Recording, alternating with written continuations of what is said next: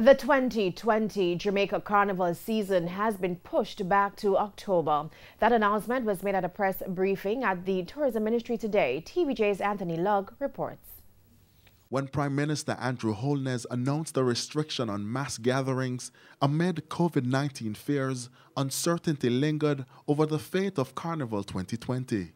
At the Tourism Ministry press conference on Friday, Chairman of the Sports and Entertainment Network, Kamal Banki, made this announcement. We are going to be postponing the Carnival in Jamaica 2020 season until October this year. There's no doubt revelers will be disappointed, but Mr. Banki says the decision to postpone the event, which is 5 weeks away, was necessary to protect visitors and citizens. Already, the Tourism Ministry has been anticipating a fallout from the COVID-19, and it's no different for the organizers of Carnival. That aside, optimism.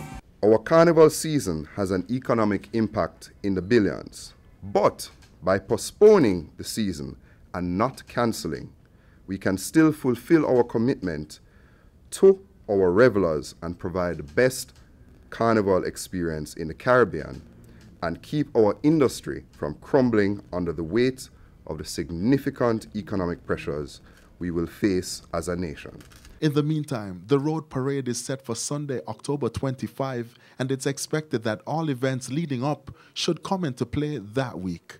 As far as was last discussed, the costumes, tickets, T-shirts for the bands will be valid for the staging of October 25th, so no need to demand any adjustment. Anthony Lugg, TVJ News.